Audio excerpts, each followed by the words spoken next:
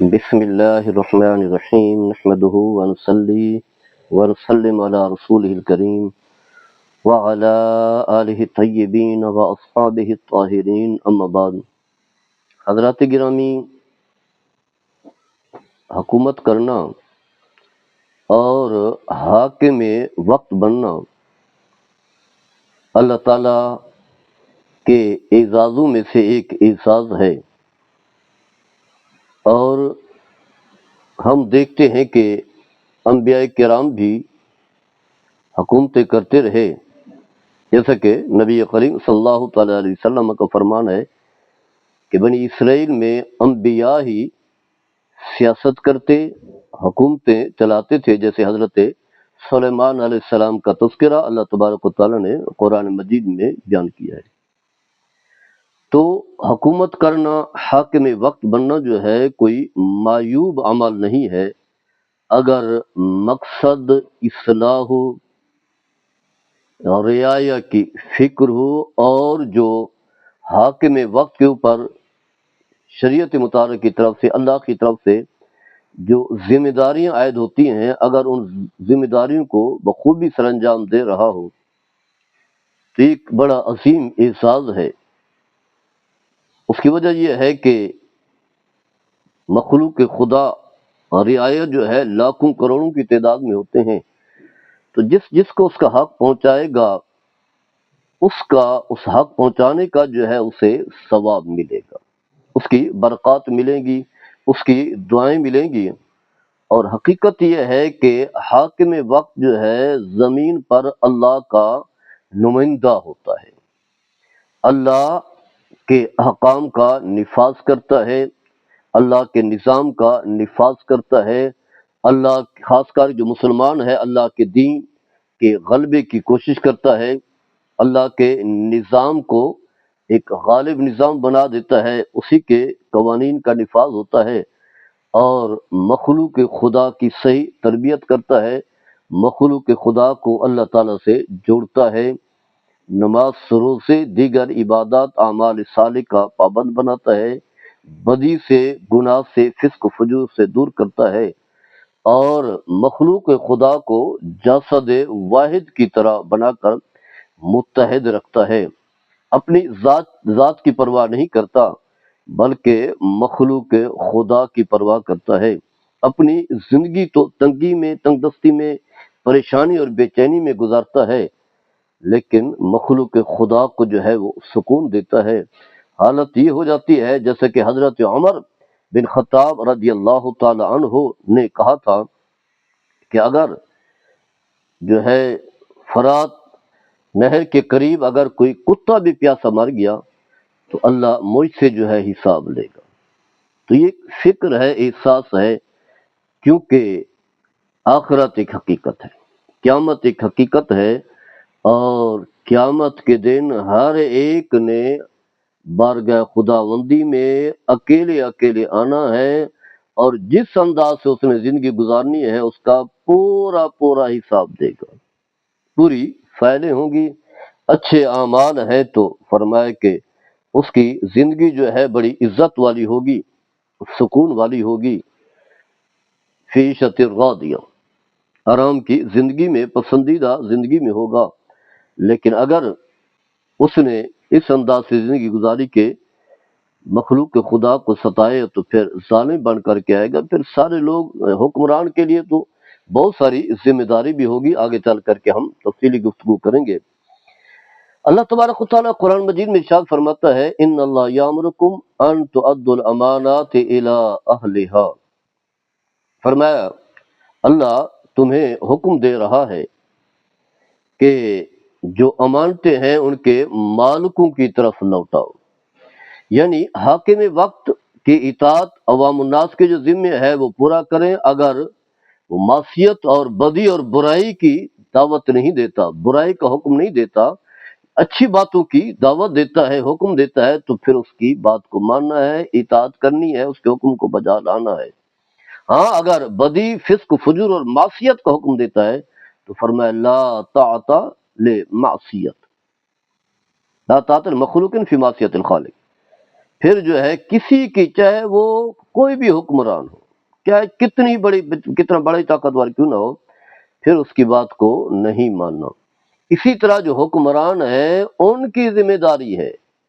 کہ مخلوق خدا کے حقوق کا خیال رکھے، کیونکہ ان کے حقوق کا خیال رکھنا اس کے پاس جو ہے امانت ہے، اور امانت جو ہے ان کے حقیقی مالکوں کی طرف جو ہے لوٹانا ہے۔ فرمایا وَإِذَا حَكَمْتُم بَيْنَ النَّاسِ أَن تَحْكُمُوا بِالْعَدْلِ، فرمایا کہ جب تم لوگوں کے درمیان فیصلہ کرو، حاکم بنو، قاضی وقت بنو، تو فرمایا انصاف پر مبنی جو ہے فیصلہ کرو، چاہے کوئی بھی ہو آگے۔ ان اللہ نعم ما یعظکم بہ، اللہ تعالیٰ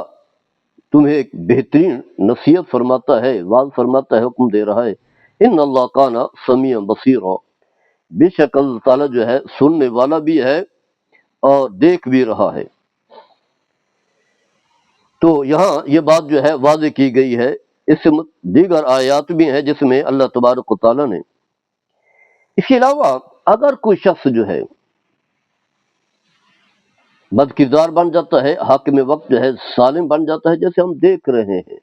یعنی اس ملک کے پاکستان کو بنے ہوئے 78 سال ہو چکے ہیں، ہم دیکھ رہے ہیں اپنی آنکھوں سے، یعنی ہمارے بڑے بیان کرتے ہیں،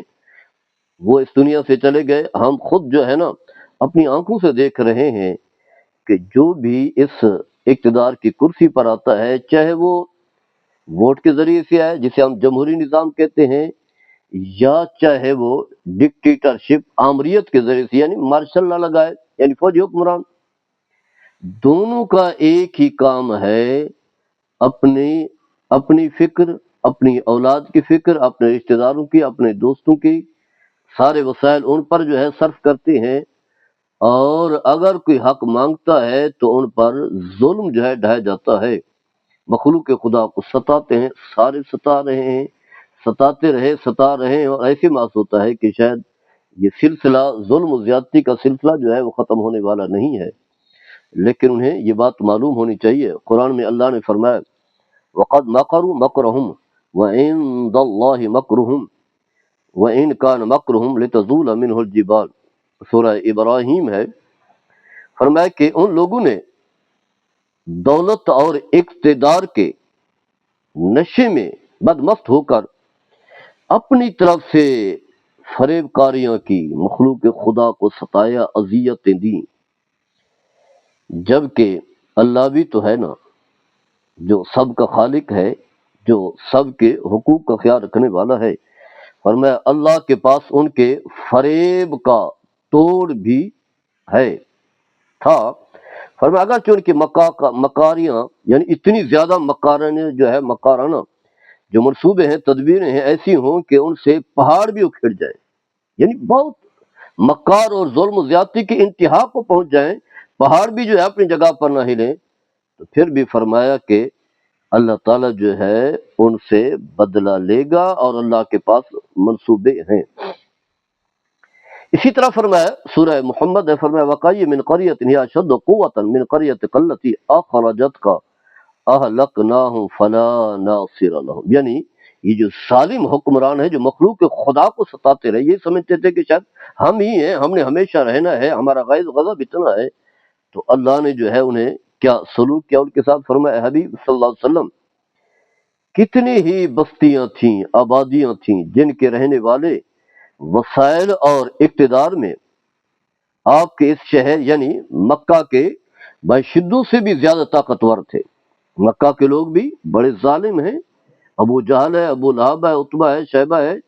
یہ بھی ظالم ہیں، لیکن اس سے بڑھ کر کے بڑے بڑے ظالم آئے جن کے پاس وسائل بھی تھے، اقتدار بھی تھا۔ فرمایا کہ جس کے مقتدر وڈیروں نے آپ کو بصورت ہجرت جو ہے نکال دی، یعنی اہل مکہ نے آپ کو نکال دیا، فرمایا اس سے بڑے بڑے بھی طاقتور لوگ موجود تھے، فرمایا ہم نے انہیں بھی ہلاک کر ڈالا، پھر ان کا کوئی مددگار نہیں تھا۔ اللہ تعالیٰ جب بدلہ لیتا ہے، مظلوم کی حمایت کرتا ہے، ظالم سے جب بدلہ لیتا ہے، تو پھر دنیا کی کوئی طاقت جو ہے مدد کے لیے نہیں آ سکتی۔ تو یہاں حدیث پاک میں آتا ہے، راوی حضرت ابو ہریرہ رضی اللہ تعالی عنہ ہیں، فرماتے ہیں کہ رسول اللہ صلی اللہ تعالی علیہ وسلم نے فرمایا، اذا ضیعت الامانۃ فانتظر الساعة قال كيف اذاعتها یا رسول اللہ قال اذا اسند الامر الى غیر اہلہ فانتظر الساعة۔ بخاری کی حدیث ہے، مسلم بن حنبل میں ہے، مسند حبان میں یہ حدیث موجود ہے۔ فرمایا کہ جب امانتیں ضائع ہونے لگیں، یعنی لوگ خیانت کرنے لگیں، جیسے کہ ہم معاشرے میں دیکھتے ہیں، تو فرمایا پھر قیامت قریب ہے، اب قیامت کے آنے کا انتظار کرو، قیامت دور نہیں ہے۔ تو پوچھا، سوال کیا، یا رسول اللہ صلی اللہ تعالی علیہ وسلم، امانتوں کے ضائع ہونے کا مطلب کیا ہے، مفہوم کیا ہے، کیسے ضائع ہوگی؟ تو آپ صلی اللہ تعالی علیہ وسلم نے فرمایا کہ جب معاملات، ذمہ داریاں نہ لوگوں کو سونپے جانے لگیں، یعنی حکمران جو ہے بد کردار ہوں، نااہل آدمی ہوں، اپنے ذاتی مفادات کو دیکھنے والے ہوں، تو فرمایا پھر قیامت کے آنے کا انتظار کرو۔ تو ہم دیکھ رہے ہیں، 78 سال سے دیکھ رہے ہیں، یہی حکمران ہیں، نااہل ہیں، بد کردار ہیں، فاسق و فاجر ہیں، مخلوق خدا کو ستانے والے ہیں۔ ابن حجر اسقلانی فرماتے ہیں، یہاں امر سے مراد جو ہے وہ تمام امور ہیں جن کا تعلق جو ہے بالواسطہ یا بلا واسطہ کسی نہ کسی طریقے سے دین سے ہو، جیسے حکومت ہے، سلطنت ہے، صدارت، وزارت عظمیٰ،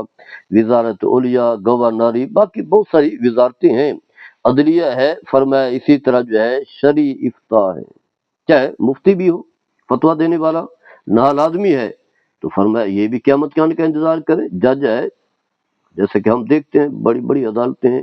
بڑے بڑے نام ہیں، بڑے بڑے پروٹوکول ہیں، فیصلہ دینے میں جو ہے وہ ظالم کے ساتھ کھڑے ہوتے ہیں، مظلوم کی مدد نہیں کرتے، کیونکہ وہ اہل ہے، سفارش کے ذریعے سے، دولت کے ذریعے سے جو ہے اس عہدے پر جو ہے برآں جمع ہوئے ہیں۔ اسی طرح فرمایا کہ نبی کریم صلی اللہ تعالی علیہ وسلم نے یہی فرمایا، حضرت ابو ہریرہ اس حدیث کے راوی ہیں، فرمایا تسیات علی الناس سنوات خداعات يصدق فيها الكاذب ويكذب فيها الصادق ويؤتمن فيها الخائن ويخون فيها الأمين وينطق فيها الرويبضة قيل ما رويبضة قال الرجل تافه في أمر العامة۔ سنن ابن ماجہ کی حدیث ہے، مسند ابو یعلا میں بھی ہے اور مستدرک علی الصحیحین میں بھی ہے۔ فرمایا کہ لوگوں پر بہت سے سال ایسے آئیں گے جن میں دھوکہ ہی دھوکہ ہوگا۔ اس وقت جھوٹے کو سمجھا جائے گا، جھوٹے کو سچا سمجھا جائے گا اور سچے کو جھوٹا سمجھا جائے گا، جیسے کہ ہم دیکھ رہے ہیں جو شخص جھوٹ بولتا ہے، حکمران تو صبح شام، بیوروکریسی صبح شام، اسٹیبلشمنٹ جو ہے صبح شام جو ہے جھوٹ ہی جھوٹ بولے جا رہے ہیں، لوگ سمجھتے ہیں کہ شاید یہ سچ کہہ رہے ہیں۔ 78 سال سے ابھی بھی عوام کو سمجھ نہیں آئی، تو فرمایا جھوٹے کو سچا سمجھا جائے گا اور سچے کو جھوٹا سمجھا جائے گا، بد دیانت کو امانت دار سمجھا جائے گا، یعنی خائن، بد کردار آدمی، بد دیانت، امانت میں خیانت کرنے والے کو امانت دار تصور کیا جائے گا، اور امانت دار کو جو ہے بد دیانت تصور کیا جائے گا۔ اور پھر فرمایا جب نااہل اور فاسق و فاجر لوگ قوم کے نمائندہ بن جائیں، ترجمان بن جائیں، ایم این اے، ایم پی اے، وزیر، مشیر یا ناظم بن جائیں، تو فرمایا کہ اور اسی طرح رہنمائی کا ذمہ دار بن جائیں، تو اس وقت بھی فرمایا کہ قیامت جو ہے وہ قریب ہے۔ اس کے علاوہ نبی کریم صلی اللہ تعالی علیہ وسلم نے یہ بھی فرمایا، آپ صلی اللہ تعالی علیہ وسلم نے فرمایا، حضرت ابو ہریرہ اس حدیث کے راوی ہیں، فرمایا اذا کان امراؤکم خیارکم واغنیاؤکم سمحاءکم وامورکم شورا بینکم فظاہر فظاہر الارض خیر لکم من بطنها واذا کان امراؤکم شرارکم واغنیاؤکم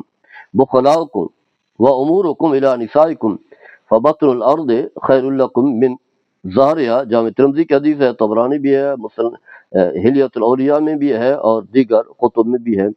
فرمایا کہ جب تمہارے حاکم نیک اور پسندیدہ لوگ ہوں، اللہ والے ہوں، اچھے ہوں، صاحب کردار ہوں، ہر دور میں آتے بھی رہے ہیں۔ فرمایا کہ تمہارے مالدار جو ہے سخی ہوں، کشادہ دل ہوں، اور تمہارے جو آپس میں معاملات ہیں خیر خانہ مشورے سے طے ہوتے ہوں، آپس میں اچھے طریقے سے جو ہے معاملات طے کیے جائے مشورے سے، تو فرمایا تمہارے لیے زمین کی پشت اس کے پیٹ سے بہتر ہوگی، یعنی مرنا جو ہے جینے سے بہتر ہوگا، موت بھی بہتر ہوگی، مرنے سے جینا جو ہے بہتر ہوگا، یعنی مرنے سے جینا، دنیا میں رہنا جو ہے تمہارے لیے بہتر ہوگا موت کے مقابلے میں۔ فرمایا جب تمہارے حاکم بد کردار ہوں، شریر ہوں، تمہارے مالدار بخیل ہوں، تمہارے معاملات جو ہے عورتوں کے سپرد ہو جائیں، عورتیں فیصلہ کرنے لگ جائیں، تو فرمایا تمہارے لیے زمین کا پیٹ اس کے پشت سے بہتر ہے، یعنی موت جو ہے زیادہ بہتر ہے زندگی کے مقابلے میں۔ تو اس میں ہم دیکھ رہے ہیں وہی ظالم حکمران ہم پر مسلط ہیں اور اپنی مرضی کے فیصلے کرتے ہیں، ظالم بن چکے ہیں، مخلوق کے خدا کو ستاتے ہیں۔ آگے چل کر کے بھی ہم دونوں پہلو بیان کریں گے۔ اچھے حکمرانوں کی خوبیاں، وہ اللہ کی رحمت ہوتے ہیں، اللہ کا سایہ ہوتے ہیں، اللہ کے نمائندہ ہوتے ہیں، ان کی تعظیم، ان کا احترام ضروری ہے، اللہ کی طرف سے رحمتیں نازل ہوتی ہیں۔ اس کے مقابلے میں جو بد کردار ہیں، فاسق و فاجر ہیں، ان کی جو نحوستیں ہیں ان کا تذکرہ بھی کریں گے۔ اللہ تعالی ہم سب کو عمل کرنے کی توفیق عطا فرمائے۔ وما علینا